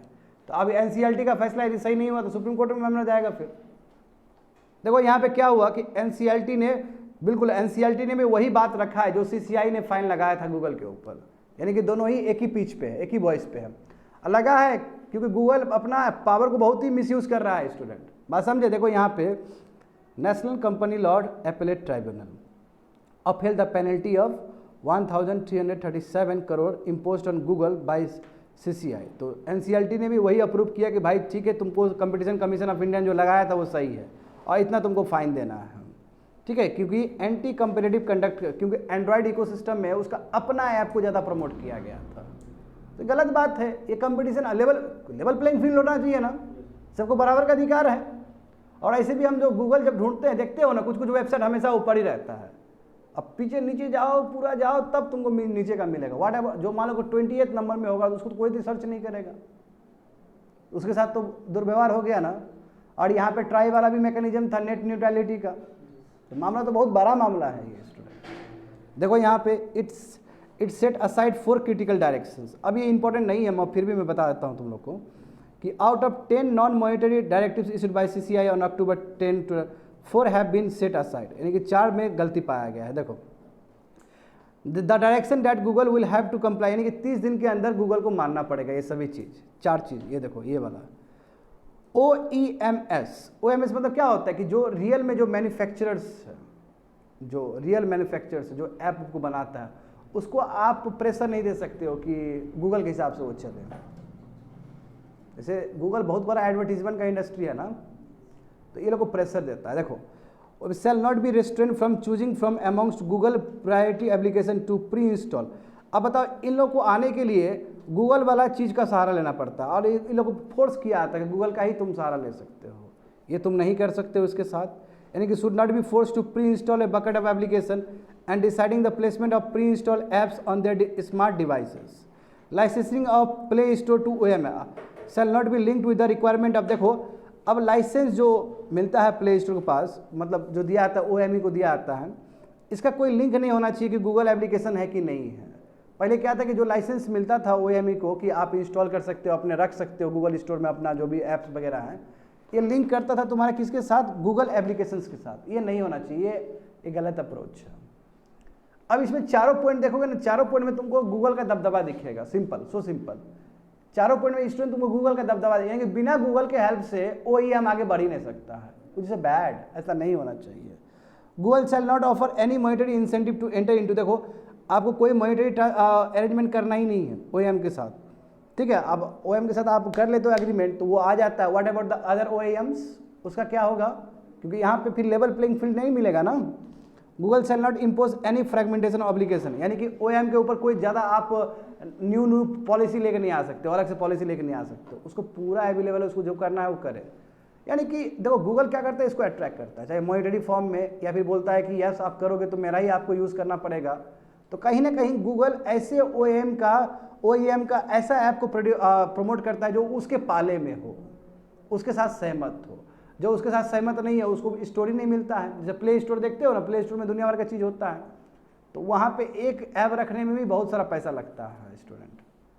तो अब मान लो कि जैसे स्टार्टअप है, कोई स्टार्टअप बहुत ढंग का बनाना चाहता है कोई चीज़, तो उसको भी पूरा इजाज़त मिलना चाहिए वहाँ पर रखने का। बट वहाँ पे रखेगा तो फिर गूगल आएगा, उसको पैसा वैसा मांगेगा, गूगल फिर अपना प्री कंडीशन लगाएगा। तो ये 4 चीज़ बोला गया कि CCI ने ये 4 चीज़ बोला कि इस पर गूगल को काम करना होगा 30 दिन के अंदर, ताकि OEM के ऊपर एक्स्ट्रा दबाव ना हो। समझ गए, ये इंपॉर्टेंट नहीं है। इंपॉर्टेंट क्या है पता है UPSC के लिए? UPSC के लिए इंपॉर्टेंट है NCLAT, समझे। UPSC के लिए इंपॉर्टेंट है CCI, UPSC के लिए इंपॉर्टेंट है सुप्रीम कोर्ट। ये 3 मैकेनिज्म इंपॉर्टेंट है। ये कहाँ से पूछेगा तुम लोग को? देखो यहाँ प्राइम मिनिस्टर, देखो अब प्राइम मिनिस्टर 6G विजन में जा रहे हैं। 5G तो कंप्लीट हुआ ही नहीं, 6G की तरफ जा रहे हैं। 5G नेट बिछेगा हमारा, मोदी जी हम लोग से बहुत आगे चल रहे हैं। देखो भारत 6G विजन, ठीक है, रिसेंटली रिलीज़ किया प्राइम मिनिस्टर ने, है ना। और इसका मिशन है कि यस 9 ईयर्स की टेन्योर में हमें करके दिखाना है, 2022 से लेकर 2031 तक। देखो हमें क्या है, इंटरनेट प्रोटोकॉल क्रिएट करना है, नॉलेज और स्किल काम करना है। अनडाउटली देखो यदि 5G भी ठीक से इंस्टॉल कर ले तो कितना फ़ायदा होगा, है ना। फ़ायदा ही फ़ायदा है। एक तो लेटेंसी रेट बहुत कम होगा उसका, और 6G तो कुछ ज़्यादा आगे है। 5G से भी कितना आगे का 6G है। पहले तो 4G से 5G ही हो जाते हैं। देखो fundamental and applied research for 6G is to create, देखो क्या है इसका, नया इंटरनेट प्रोटोकॉल बनाना, नॉलेज बनाना, स्किल डेवलपमेंट करना। देखो 6G में तो क्या बोले, अब 100 टाइम्स फास्टर होगा 5G से, समझे, और लो लेटेंसी होगा, यानी कि बहुत कम नैनो सेकंड लगेगा यहाँ से वहाँ डेटा ट्रांसफ़र करने में, ज़्यादा नहीं लगेगा। पहले देखता था ना 3G में ऐसे से चलता था बफरिंग, यूट्यूब खोलो ऐसे टक टक टक टक टक टक, तो फिर अब 6G में तुमको गलती से भी बटन दबा डाउनलोड और फिर डिलीट करो, जितना टाइम तुमको डिलीट करने में लगेगा उतना टाइम तुमको डाउनलोड करने में लगेगा। इस लेवल पे स्पीड होगा 6G का। और इसमें जो सर्जरी सब होगा, कितना बढ़िया सर्जरी होगा, तुरंत सर्जरी है, तुरंत मशीन सब जाएगा उसको कट कुट करने के लिए। हाँ मेडिकल लाइन में बहुत फ़ायदा होगा, घर ही एम्स बन जाएगा स्टूडेंट। देखो विथ 6G द इकोनॉमिक्स देखो पूरा ट्रांसफॉर्म हो जाएगा, टोटल ट्रांसफॉर्म हो जाएगा, समझे, इंटीग्रेटेड वायरलेस सेंसिंग कम्युनिकेशन सब रियलिटी हो जाएगा, बेटर ह्यूमन इंटरेक्शन हो पाएगा तुम्हारा मशीन डेटा सभी चीज़ से। और देखो ये बोल तो रहा है कि कम्युनिकेशन टेक्नोलॉजी बहुत, उसका बैंडविड्थ 1 TBS हो जाएगा, जो कि 100 टाइम्स ज़्यादा है 5G से। तो डेटा ट्रांसमिशन बहुत तेज़ होगा, लो लेटेंसी होगा, आपका जितना रिमोट सेंसिंग वाला काम होता है वो बहुत तेज़ हो जाएगा, बहुत फास्ट होगा इससे। आगे देखो नारी शक्ति कितना इम्पोर्टेंट है। प्रधानमंत्री अपने मन की बात में ये बात कह जाते हैं कि नारी शक्ति बहुत इंपॉर्टेंट है, और बहुत अच्छा एग्जाम्पल दी, ये तुम्हारा मेंस के लिए बहुत अच्छा काम आएगा कोट करने के लिए। देखो prime minister say that Indian women and the empowerment are playing a big role in pushing India's growth, noting that this energy of women power is the oxygen of developed nations, developed India. सही बात है ना, जो महिला का जो power है वो ऑक्सीजन है कंट्री के लिए, हमारे कंट्री के लिए, एंड इट इज़ करेक्ट। देखो यहाँ पे some example side prime minister ने अपने 99th एडिशन मन की बात में, जो कि लेटेस्ट संडे को हुआ था, ये वाला संडे नहीं, कुछ दिन पहले का संडे जो हुआ था, उसमें उन्होंने कहा था, देखो एशिया का first female loco pilot Surekha Yadav, ठीक है, and she set another record becoming the first women local pilot of Vande Bharat express as well, ठीक है, वंदे एक्सप्रेस के ड्राइवर है लोको पायलट, और उसका इंटरव्यू भी आया था, हाँ पूरा वायरल हुआ था। नंबर 1 प्रोड्यूसर, देखो ये एलिफेंट विस्पर जिसको मिला है ऑस्कर अवार्ड मिला है, दोनों महिला को सम्मानित किया गया, गुनीत मोंगा को भी किया गया और कार्तिकेय गोंसल्व्स को भी किया गया है। और देखो जो शॉर्ट डॉक्यूमेंट्री बना था एलिफेंट विस्पर्स के ऊपर, उतना ही नहीं, ज्योतिर्मयी मोहंती जो साइंटिस्ट है बाघ का, उसको भी स्पेशल अवार्ड मिला है तुम्हारा केमिस्ट्री और केमिकल इंजीनियरिंग में। इंडिया अंडर 19 वर्ल्ड कप जानते हो ना, जीता है हमारे अंडर 19 जो महिला का जो क्रिकेट टीम है जीत गया, बताओ। For the first time Nagaland history में पहली बार हुआ है, देखो वहाँ एक कस्टमरी लॉ है वो आगे बढ़ना ही नहीं देता महिला लोग को, तो पहली बार हुआ कि 2 महिला चुन के आई है विधानसभा में, और एक को तो मिनिस्टर बनाया गया गवर्नमेंट ऑफ नागालैंड में, ये पॉजिटिव खबर है। India has deployed a women only platoon in the peace, देखो हम यूनाइटेड नेशंस मिशंस में भी जो पीस कीपिंग फोर्स है उसमें भी हमने महिला को रखा है, ये दिख रहा है महिला शक्ति सशक्तिकरण। और इस बार जो यूपीएससी का रिजल्ट आएगा देखना बाबू, टॉप 10 में 7-8 महिला ऑक्युपाई करके बैठी रहेगी। श्रुति शर्मा आई थी कि नहीं आई थी? अरे बाबू तुम लोग के लिए तो बहुत ही बड़ा एग्जाम्पल दे रहे हैं, एग्जाम्पल है सिट्टू के लिए, शिवानी के लिए, तुम्हारे लिए, हम लोग के लिए भी कौन बड़ा हाँ ये सारी सोचता है महिला पुरुष का क्यों, हाँ ये हुआ ना बात, वेरी गुड, बिल्कुल। पुरुष प्रधान देश में यदि इस तरह का सोच हो तो बहुत अच्छी बात है। रियलिटी भी तुम लोग जानते ही हो, उसी को तुम मार के हट मैं यस महिला सशक्तिकरण, देखते ना आप कितना बड़ा BR अम्बेडकर बोल के चले गए हैं। देखो SEBI norms for better disclosure, देखो ये भी इंपॉर्टेंट। देखो इनसाइडर ट्रेडिंग कितना बड़ा प्रॉब्लम है शेयर मार्केट में, है कि नहीं? इनसाइडर ट्रेडिंग जानते हो तुम लोग, इन्फॉर्मेशन आपको आया और वो इन्फॉर्मेशन के हिसाब से आपने ट्रेडिंग कर दिया, अनएथिकल प्रैक्टिस है कि नहीं है? इसी के लिए सेबी तुम्हारा एक बेटर डिस्क्लोजर के साथ आ रहा है, एक बेटर नॉर्म्स के साथ आ रहा है कि ताकि इनसाइडर ट्रेडिंग ना हो सके। यू नो डैट ना, इनसाइडर ट्रेडिंग मालिक है, मालिक के हिसाब से जो चिंगड़ा लोग बैठेगा वहाँ पे उसको पता चल गया खबर, उस हिसाब से वो शेयर मार्केट में मैनिपुलेट कर रहा है, दैट इज इनसाइडर ट्रेडिंग। देखो largest listed company must confirm और deny price sensitive market rumour. देखो कभी भी कोई र्यूमर आ गया, प्राइस सेंसिटिव, प्राइस से रिलेटेड कोई भी र्यूमर आ गया और पूरा फैल रहा है मार्केट में, तो तुरंत जो टॉप लिस्टेड कंपनी होगा वो तो जाकर उसको खंडन करे, या फिर जो रियल बात है रियल बात बोले। इससे क्या होगा कि इससे इनसाइडर ट्रेडिंग यदि हो भी रहा है तो वो कंट्रोल हो जाएगा। कहने का मतलब ये है, बात समझ में आ रहा है ना तुमको? तो लार्ज लिस्टेड कंपनी है वो कंफर्म करे या फिर डिनाई करे प्राइस सेंसिटिव मार्केट रूमर्स सब, यानी कि इनसाइडर ट्रेडिंग को वो कर दे। And in case of material board decision disclosure is to be done, और यदि मान लो कि बोर्ड डिसीजन का फैसला होता है तो उसके लिए आपको 30 मिनट्स के अंदर आपको वो डिस्क्लोजर देना है कि यस आपका ये फैसला था, यानी कि you have to give authentication. देखो ट्रांसपेरेंसी के लिए किया जा रहा है, देखो इसके लिए भी फेज वाइज कर दिया गया है स्टूडेंट। ट्रांसपेरेंसी ज़्यादा करने के लिए लिस्टेड कंपनी जो 100 टॉप लिस्टेड कंपनी है उसको तुरंत बोलना पड़ेगा, यानी कि 30 मिनट्स के अंदर तुरंत बोलना पड़ेगा। कोई भी रिमर हुआ तो डिनाई करो या क्लैरिफाई करो, आपको झट से झट से बोलना होगा, और ये आपका अक्टूबर 1 तारीख से लागू हो जाएगा इस ईयर में। और उसके बाद देखो स्टूडेंट, उसके बाद जो 250 लिस्टेड कंपनी है, यानी कि टॉप 100 लिस्टेड कंपनी है, उसके बाद जो 250 होगा उसके ऊपर ये लागू होगा तुम्हारा 2024 तक। तो उसके लिए थोड़ा फेज दिया गया है कि यानी कि सेबी का मानना ये है कि आस्ते आस्ते इनसाइडर ट्रेडिंग वाला चीज़ जो घटिया चीज़ है, अनएथिकल प्रैक्टिसेस है, वो सब के ऊपर वो हो, ताकि यहाँ पे भी कॉर्पोरेट गवर्नेंस एथिकल हो। समझ गए? Certain regulation have also been brought with regard to the stock brokers to mitigate the risk of potential misuse of client funds. और हाँ, स्टॉक ब्रोकर्स के लिए भी गाइडलाइंस दिया गया कि आप जो भी क्लाइंट का फंड्स उसको मिसयूज ना करो, क्योंकि जानते हो ना म्यूचुअल फंड वाला लोग भी या फिर जो भी है स्टॉक ब्रोकर, देखो अभी शॉर्ट सेलिंग देखो कल ही बता रहे थे, यस उसमें भी तो गलत हिंडनबर्ग का जो हुआ था, ऐसा ना हो। आगे देखो, अब देखो ये तो बहुत इंपॉर्टेंट है। अब देखो सीपीआई का जो बास्केट है स्टूडेंट, तुम लोग बहुत अच्छे से जानते हो क्लास में, सीपीआई के बास्केट में 47% आप देते हो फूड पे, जो मगर रियलिटी तो कुछ और है।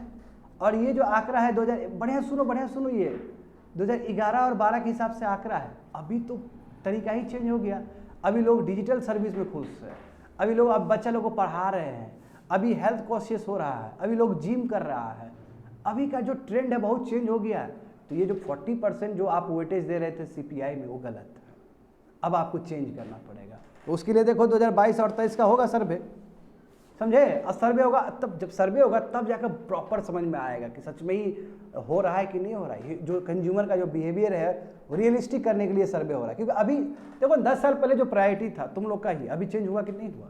10 साल पहले तुम लोग को चाहिए था गुल्ली मार्बल खरीदने के लिए पैसा चाहिए था, अभी तुमको पैसा चाहिए फीस देने के लिए। चेंज हुआ कि नहीं हुआ? क्योंकि एजुकेशन के लिए हुआ। पहले तुम किसी को मारने के लिए बॉल खरीदता था, अभी तुम किताब खरीदता है। अंतर हुआ कि नहीं हुआ? तुम्हारा अपना इंडिविजुअल लेवल बोल रहा है, आदमी के लेवल पे तो बहुत चेंजेस आया है।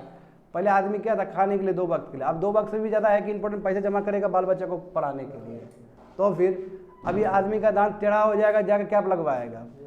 10 साल पहले ये बहुत कम था ये चीज़। यानी कि हेल्थ पे प्रायोरिटी आपका बढ़ा है, चेंज हुआ है प्रायोरिटी आपका। अब इससे बढ़िया एग्जाम्पल नहीं था मेरे पास। देखो CPI is constructed with 2012 as the base and derives weights from item। देखो उसी से आइटम्स डिराइव कर रहा था। 68 राउंड ऑफ कंज्यूमर एक्सपेंडिचर सर्वे हुआ था 2011-12, उसी के हिसाब चले थे। हालांकि 17-18 में भी हुआ था स्टूडेंट, मगर उस चीज़ को सरकार ने खारिज कर दिया। याद करो 17-18 में भी हुआ था एक सर्वे, बट उसको ऑथेंटिकेट नहीं माना सरकार ने। देखो living habits change substantially during the past decade. हमारा जो जीने का जो तरीका है पूरा अलग हो गया। और अभी यदि हम सीपीआई में 47% यदि फूड और बिवरेज को वेटेज दे तो गलत होगा। अभी तुम खुद ही देखो ना, तुम खाते तो हो 3 टाइम, मगर खाने से भी ज़्यादा प्रायोरिटी तुम्हारा दूसरा है अभी भी। हाँ, डिजिटल सर्विस कर रहे हो, कहीं से मंगवा रहे हो ई कॉमर्स साइट से, कहीं पढ़ाई कर रहे हो, कहीं हेल्थ केयर कर रहे हो, तुम्हारा प्रायोरिटी ही चेंज हो गया है अभी। बात समझे?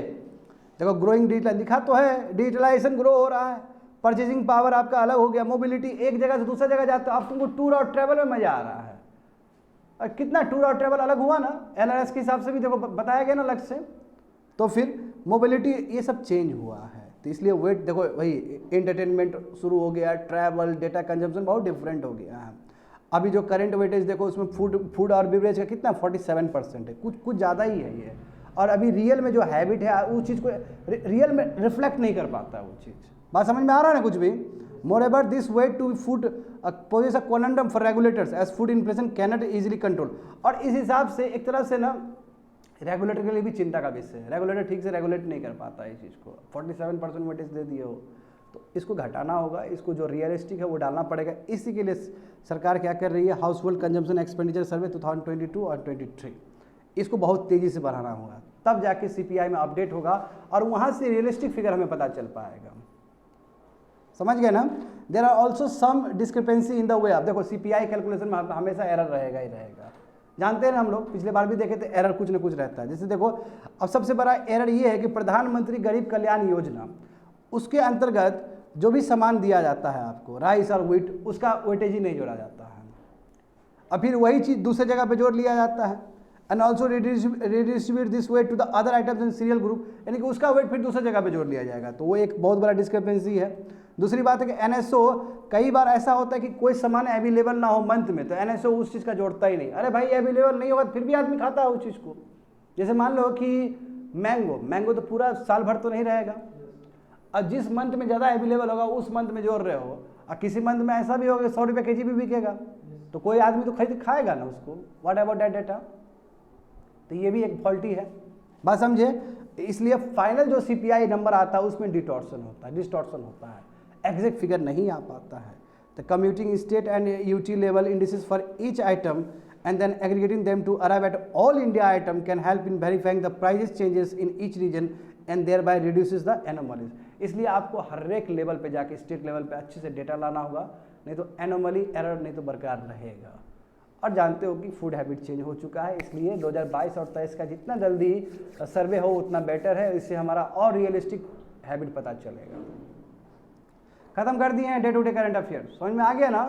अब चलो मैप के थ्रू चलते हैं। देखो इसमें तुम देखो ये क्या है, ये स्मॉल सेविंग इंस्ट्रूमेंट्स, ये जानते हो कि 3 मंथ में एक बार चेंज होता है, लिख लेना है सभी चीज़ को, ज़्यादा बेटर होगा। 3 मंथ में एक बार चेंज होता है।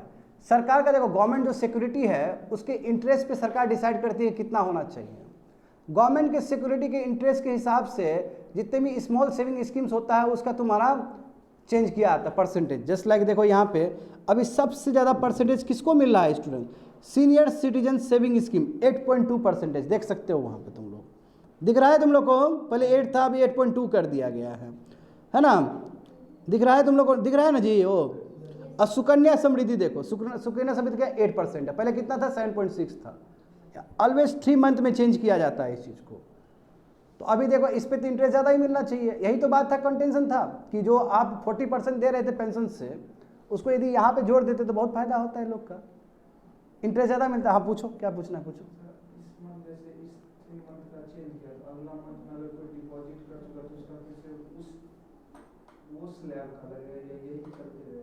जो भी वो जमा किया उस हिसाब से उसको मिलेगा, हाँ उसी हिसाब से।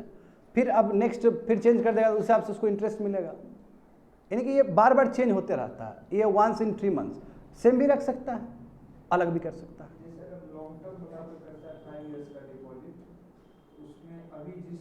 देखो ये लॉन्ग टर्म ही है, देखो ना 1 ईयर टाइम डिपॉजिट है, 2 ईयर टाइम डिपॉजिट है ना। सीनियर सिटीजन सेविंग स्कीम्स तो होता है पहले से जमा करता है ना वो लोग, वो अलग से जमा करता है।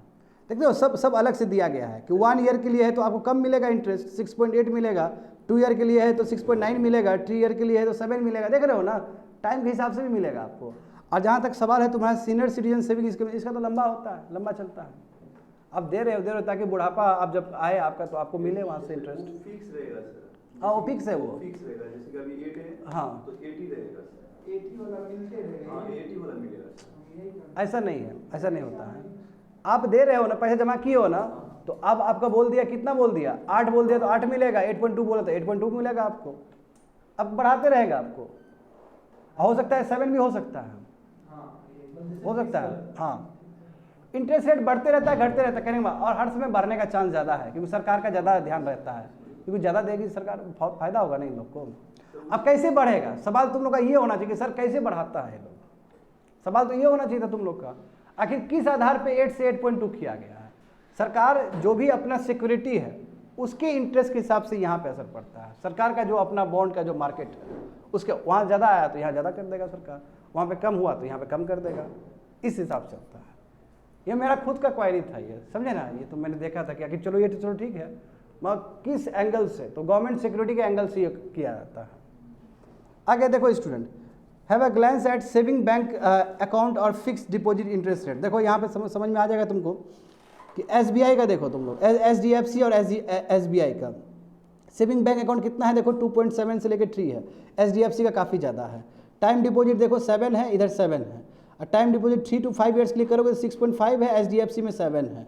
और 5 से 10 साल क्लिक करोगे तो 6.5 है, 7 है। देख रहे हो, मोर और लेस 7। और HDFC और SBI बड़ा बैंक है, जानते हो ना, ये सिस्टमेटिक वाला बैंक है। ये देखो, ये कोलैप्स करेगा तो बाकी सब कोलैप्स हो जाएगा। सर इसमें EPFO क्यों नहीं आया सर? क्या बोले? EPFO डिपॉजिट में सर ये नहीं आएगा, EPFO अलग है, अलग है ये। क्यों EPFO में भी बढ़ाया गया अभी, पहले 8 था, अभी 8.05 कर दिया गया। वो इसमें नहीं होगा ना, वो उसका अलग से पेंशन वाला स्कीम से, वो डिफरेंट है, डेट्स डिफरेंट। इसके अंदर नहीं, इसके अंदर नहीं आएगा। लॉन्ग टर्म नहीं, स्मॉल सेविंग्स में नहीं आएगा। वो स्मॉल सेविंग में आएगा, सरकार का नुकसान हो जाएगा। सरकार, ये लाइबिलिटी है सरकार के लिए, सरकार के लिए बहुत लाइबिलिटी है, वो नहीं देगा। ये सब पोस्ट ऑफिस में जमा होगा ये सब चीज़। देखो यहाँ पे, देखो यहाँ तुमको समझ में आ जाएगा आखिर महिलाओं का लेबर वर्क्स पार्टिसिपेशन इतना कमज़ोर क्यों है। देखो ना, महिला जो है 15 साल से लेकर 29 साल के एज तक वो लगभग 5.5 घंटा अपना एक्स्ट्रा अनपेड लेबर में देती है। यानी कि वो बर्तन धो रही है घर में, बच्चे को खिला रही है घर में, भाई को पढ़ा रही है घर में, तो उससे उसको पैसा नहीं मिल रहा है। तो जाहिर सी बात है, जब इतना प्रोडक्टिव महिला का जो एज है उसमें महिला यदि 5.5 घंटा 6 घंटा अनपेड वर्क में कर रही है, झाड़ू लगा रही है, पढ़ाई कर रही है, सब अनपेड है कि नहीं है? अनपेड वर्क सब है। यही रीज़न है कि देखो, एज पर title women and man in India तो by the ministry of statistics and programme implementation, ये दिया गया है। समझ गए स्टूडेंट? इसमें दिया गया अच्छे से देख लेना, कितना कितना एम्प्लॉयमेंट रिलेटेड एक्टिविटीज सब ये देख लेना तुम लोग। आगे बढ़ो, ये देखो, ये 111 ये चौंकाने वाला है। चलो भारत में कम से कम ये नहीं है। भारत में इनहेरिटेंस टैक्सेस नहीं है स्टूडेंट। क्या होता है इनहेरिटेंस टैक्स? मतलब यदि हमारे पूज्य पिताजी का कोई भी ज़मीन है, संपत्ति है और हमको मिला तो सरकार को टैक्स देना पड़ता था। इंडिया में वेल्थ टैक्स नहीं लगता है, इंडिया से हटा दिया गया, वेल्थ टैक्स नहीं लगता। बहुत सारा कंट्री, यूनाइटेड स्टेट्स में लगता है ये, ठीक है, तो थैंक गॉड कि इंडिया में नहीं है, बट बहुत सारे कंट्री में है। जैसे एग्जांपल देखो, ब्राज़ील में 8% है, साउथ अफ्रीका में 25% है, यूनाइटेड स्टेट्स में 40% है, यूके में भी 40% है, साउथ कोरिया में 50% है, जर्मनी में 50% है। देख रहे हो ना, इंडिया में थैंक गॉड नहीं है। देखो इंडिया और चाइना में नहीं होता है, इंडियन टैक्स नहीं लगता है। आगे देखो, वेस्ट बंगाल देखो, वेस्ट बंगाल के पास सबसे बड़ा नेविगेबल वाटरवेज है जहाँ पे बोट सब जा सकता है। ऐसे भी हम देखते हैं कि इलाहाबाद टू हल्दिया में तो बंगाल का कितना बड़ा स्ट्रेच है वो, ठीक है, तो वही दिया। देखो बंगाल सबसे फर्स्ट होगा, देख रहे हो यहाँ पे किलोमीटर में दिया गया है 4500 किलोमीटर में। उसके बाद आसाम आएगा, ठीक है, वही ब्रह्मपुत्र का, ठीक है, केरल सब है एंड सो ऑन। यहाँ पे देखो, हाँ ये भी एक इम्पॉर्टेंट समझने वाला चीज़ है तुम लोग को। अभी जस्ट तुम लोग देखो, कहीं बहुत खूबसूरत दिया गया है, मैं कहूँगा ये कितना अलग अलग, बहुत अलग अलग रेंज से तुम्हारा डेटा प्रोवाइड किया गया है।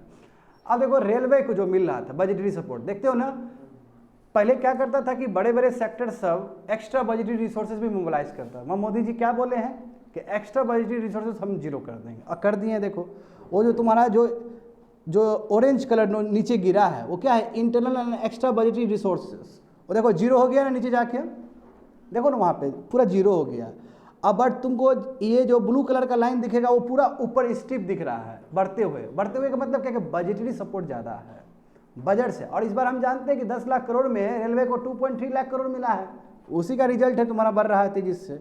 और इन्वेस्टमेंट भी अच्छा खासा ही है, थोड़ा डिक्लाइन हुआ है, बट बजटरी सपोर्ट जो है वो बहुत ही स्टीप है, वो इंक्रीज हो रहा है रेलवे में। And which is a good news. Good news इसलिए भी है स्टूडेंट कि चलो ठीक है, बजटरी सपोर्ट बढ़ रहा है आपका, साथ साथ जो आपका इंटरनल और एक्स्ट्रा बजटरी रिसोर्सेज था वो आपका जीरो हो गया। तो कहीं ना कहीं आप कैश बेस्ड अक्रूवल सिस्टम से आप कैश बेस्ड अकाउंटिंग सिस्टम से आप अक्रूवल बेस्ड सिस्टम पे जा रहे हो, बिना बोले हुए भी, बिना स्विच किए हुए। समझ में आ गया ये सभी चीज़? अब चलो रैंडम थॉट देखते हैं। देखो म्यूचुअल फंड तुम्हारा पैसा पुल अप करता है तो उसको भी कुछ चार्ज चाहिए होगा ना कमाने के लिए। उस चार्ज को क्या बोलते हैं, टोटल एक्सपेंस रेशियो, ठीक है। And it is this statement is correct. Total expense ratio is the amount that mutual fund proportionally charge investor for expenses it incurs on a scheme. यानी कि कहीं पे भी इन्वेस्ट करने के लिए जो आपसे इन्वेस्टर से जो फंड लेता है वो चार्ज के रूप में, उसको भी कमाई चाहिए ना, that's called total expense ratio, correct statement है। देखो यहाँ पे अभी जस्ट पढ़ा है, बताओ तो तुम लोग 362 सही होगा गलत होगा, देखो तो ये ट्रू है। बताए थे ना कि सीपीआई तुम्हारा 0 वेट देता है वो आइटम्स को जो तुम्हारा प्रधानमंत्री गरीब कल्याण योजना से होता है, ठीक, करेक्ट स्टेटमेंट है। अच्छा, चिप एंड साइंस एक्ट, बताओ चिप एंड साइंस एक्ट क्या है? यूनाइटेड स्टेट्स का है। इसमें क्या है कि सेमीकंडक्टर का इकोसिस्टम बनाना, कहाँ पे? यूनाइटेड स्टेट्स में, और वो काउंटर करना चाहता है चाइना को, तो ये करेक्ट स्टेटमेंट है। और इन्फ्लेशन रिडक्शन एक्ट, देखो इन्फ्लेशन रिडक्शन एक्ट के तहत क्या होगा, फेडरल रिजर्व ने बहुत सारा पॉलिसी इंटरेस्ट रेट बढ़ा दिया, जिसकी वजह से वो सिलिकॉन वैली एपिसोड हुआ था, वो अलग बात है। ये दोनों ही क्या है तुम्हारा यूनाइटेड स्टेट्स के जुड़ा हुआ है, करेक्ट स्टेटमेंट है। और आगे पढ़ के देखो जरा, राहुल गांधी का केस है, पढ़ो तेजी से, एज पर पढ़ के बताओ तो क्या सही होगा गलत होगा। As per the criminal defamation, complainant should be the one who is able to demonstrate that he and she has been personally defamed। होना तो यही चाहिए था, होना तो यही चाहिए था, ठीक है। मगर दिक्कत क्या हुआ कि अभी मोदी जी के बारे में बोला है तो कोई दूसरा मोदी उठ के चला गया। होना चाहिए था मोदी जी को बोलना चाहिए था, एक्चुअल में ये होना चाहिए था। क्रिमिनल डिफेमेशन में कंप्लेंट होना चाहिए, जो भी कंप्लेंट कर रहा है उसको आहत पहुंचना चाहिए। यहाँ पे दूसरा सरनेम वाला आदमी पहुंच रहा है, मतलब सरनेम सेम है मगर दूसरा आदमी पहुंच रहा है, ये हो गया। हाँ ये बताओ तो ये बताओ तो, अरे तुम लोग थोड़ा ध्यान दो यार, हम तो बता ही देंगे 1 मिनट में। तुम लोग देखो यहाँ पे रोड टैप कल बताए थे,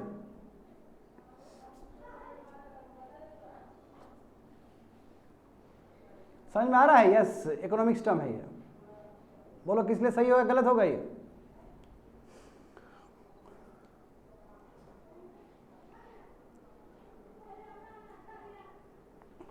अरे तो तुम लोग तो 72 घंटा लगा देगा इसमें, गलत या सही बोलो। हाँ तुम बोलो।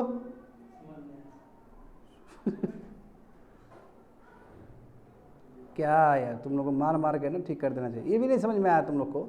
रोड टेप का मतलब क्या है? Remission of duties and taxes on export product, जो आप बाहर बेचोगे तो उस पर रिमिशन हो जाएगा, रिबेट हो जाएगा आपका टैक्सेस।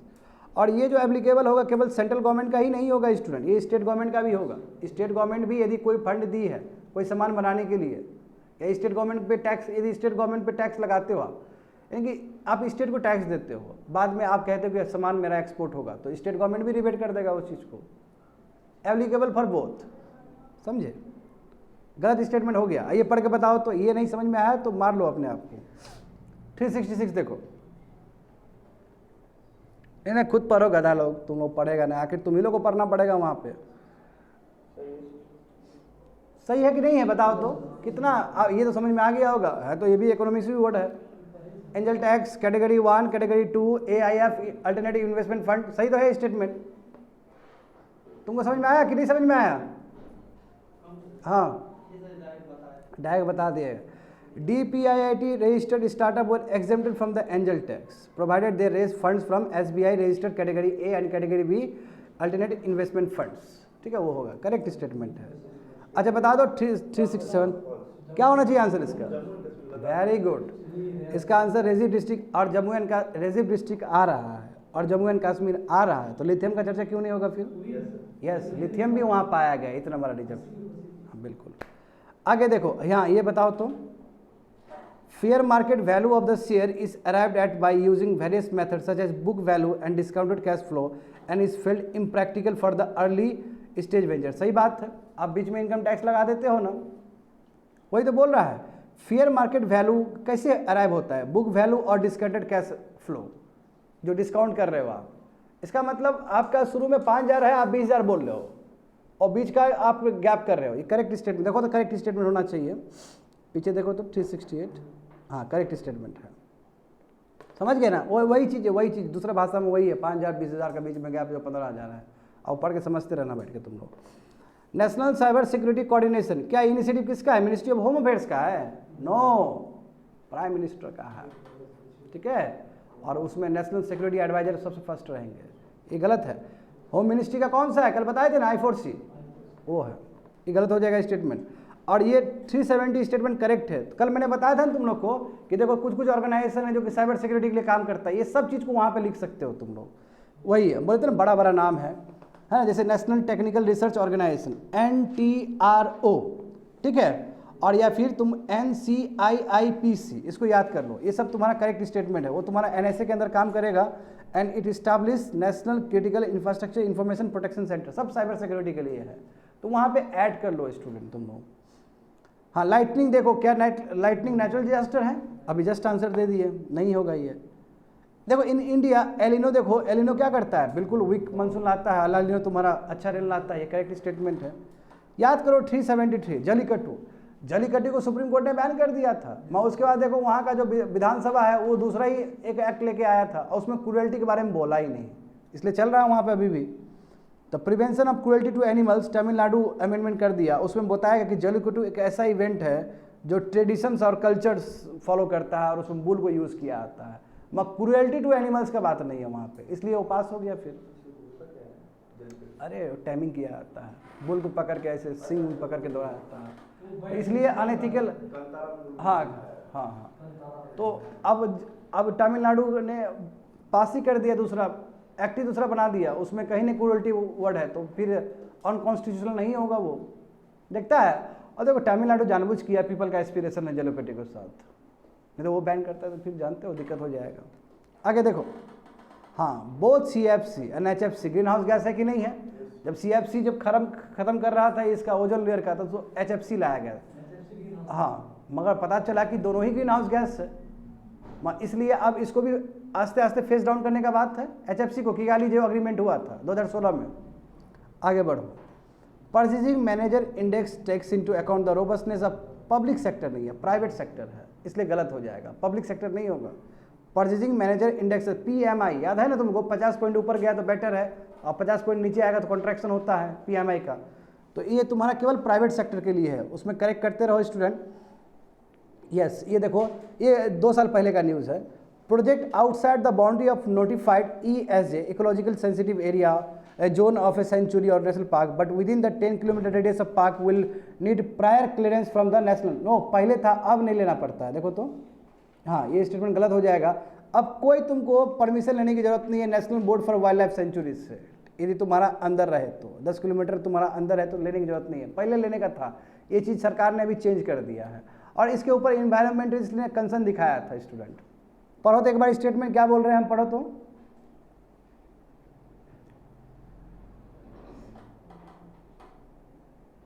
समझ में आ गया ना? हाँ, स्टेटमेंट गलत हो गया क्योंकि अब क्लियरेंस की जरूरत नहीं है, पहले क्लियरेंस की जरूरत था।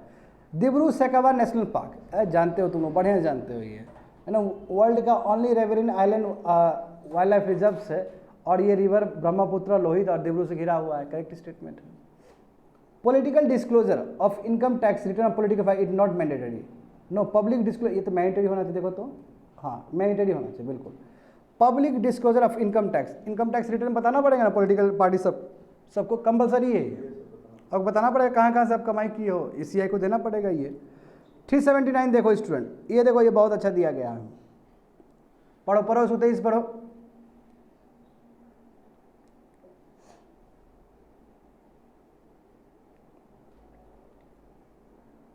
उस दिन बताए थे तुम लोग को, सही स्टेटमेंट है, उसी दिन तो बताए हैं बोर्ड पे। इसमें क्या है कि पॉलिटिकल पार्टीज को कंपलसरी डिस्क्लोज करना होगा यदि 20,000 से ज़्यादा डोनेशन मिला है तो, बट इलेक्ट्रल बॉन्ड से यदि कोई भी डोनेशन मिला है तो उसको डिस्क्लोजर करने की जरूरत नहीं, क्योंकि वो एनोनिमस है। सबसे बड़ा प्रॉब्लम यही है। आगे देखो, recently feasibility study was conducted for Kerung Kathmandu, जो अभी बोल रहे थे ना केरुंग और काठमांडू, ये क्या है? इंडिया का थोड़ी है, चाइना का है, चाइना हो, दैट्स इट।